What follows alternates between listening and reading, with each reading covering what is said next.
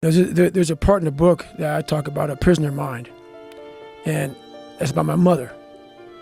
And she just I will never listen to that part again in that book. That was hard. Just so you know, man, like I will never again listen to that shit. Your mother's very, very, very brave.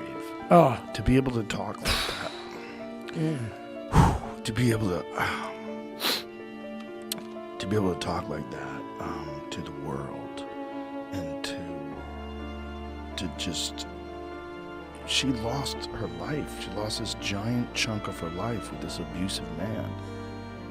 And to hear her talking about him hitting her and what it was like, and the fact that she never came from a family that hit her, she had never been hit before. Never. And to have her express it the way she did, so honestly and openly, it's very powerful. And the whole time she's talking, man, she's on the cusp of like losing it. Like I'm in the other room, so I'm interviewing her, and I'm hearing this shit. So I knew a lot about it. Obviously, I lived it, and that's what fucked me up the most, man. When you see, like I said, I wasn't a smart kid growing up, but whatever the fuck made me, I'm so fucking, my mind is sharp, man. Like it's crazy. Like I was so aware of so much shit. I was so bright in that way, and to see your mom go through that shit as that young kid, and like I was going through it and she was going through it right beside me. Like when I got my ass beat, she got her ass beat. It's fucked up, man. Like you just can't, people like to judge who you are, man. Why you cuss so much, man? My life wasn't fucking PG, motherfucker. Like, you can't just turn who the fuck you are off. When you see your mom going through that kind of shit, and then I'm coming to her defense at 7 or 8 years old when she's getting her fucking ass beat by a 220-pound man, and I'm fucking some little kid. You know what kind of courage it takes to muster that up to go help her out and to see her fucked up like that? And the time she would cry and be bruised up and shit, it was a fucking nightmare. And then to hear her talk about it, like the part where my dad says, I brought this belt from Texas. This belt came all the way from Texas to whip your ass with. And it was like, what the, where am I at right now? Because I knew no other households were fucking living like this, man. And I knew it. And I knew it. And then she was shut off. She was shut off from the world. And when I wrote Can't Hurt Me, she refused. She said, fuck, don't put my shit in there. She was so embarrassed. Like I put in there, man, she fucking married a fucking prisoner. So my mom was so fucked up. She was so fucked up by this shit. And people go, man, you're a mama's boy. Motherfucker, I ain't no mama's boy, man. See your mom go through this shit, you can make sure she's taken care of. So she came out, and one of the people that, she got married a few times because she was looking for something that my dad stripped from her. And she was out. She was gone for years. She's just not coming back. She's 70, she's 75.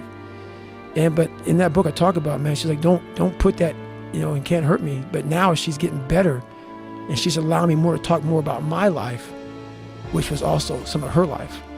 The part about marrying a prisoner is so crazy. Dude, it was a fucking, but... And not just a prisoner, but a prisoner who killed a woman. Dude, this... So it was so fucked up. It's hard for me to talk about because it's almost like... I had a front row seat at a horror show. So when my mom left my dad, she went to Wilmouth and he got murdered. I talk about that in Can't Hurt Me. He got murdered. So that took her all the way over the edge. I mean, he got shot fucking 6 times. And the last shot, this motherfucker got right up on his head and made sure he was dead. Like, forehead shot. And so she didn't cry. She didn't cry. She's lost. It was over. A whole nother person became. And so I'm fucking now like 12, 13, 14, whatever the fuck I was. I'm watching this woman every day. Front row seat, just watching her, just go through life, fucked up. And then I'm about to go in the military, into the Air Force. And like 2 years out, man, I'm like a sophomore in high school. Phone's ringing every night. She'd tell me, don't get on the phone. Don't get on the phone. Don't get on the phone. 15-minute calls, hang up. 15-minute call, hang up.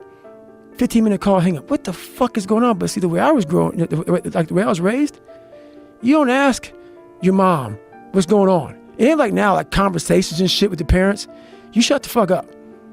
And I didn't ask shit, but I knew something was fucked because like 3-4 hours a night, 15-minute hang up, because he was in prison.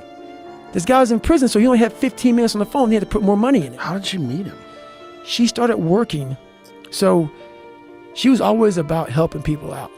But the thing about it was, like, I was right in front of her and needed so much fucking help.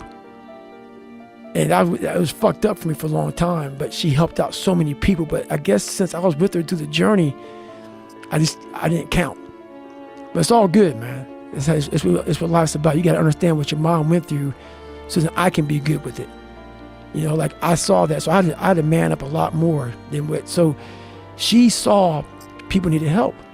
So she started teaching in the prison. So she had a full-time job at the DePaul University in Greencastle, Indiana. And then she started teaching in a prison. And she met this prisoner. This prisoner obviously, I don't know, slid her a note or some bullshit like that. And, you know, she was looking for anything. She was looking for anybody that loved her because my dad beat the fucking life out of her. And my dad, so my dad wouldn't marry my mom, but ended up marrying a woman that was tied to like, I'm not even gonna go there, man. I'm not trying to get fucking sued and shit right now, man. But he married somebody that was fucked up. Yeah, it's fucked up. So anyway, she met him in prison, and the phone was ringing every night. She didn't tell me about it. Cause how you can tell your son, hey, David, I'm in love with the prisoner.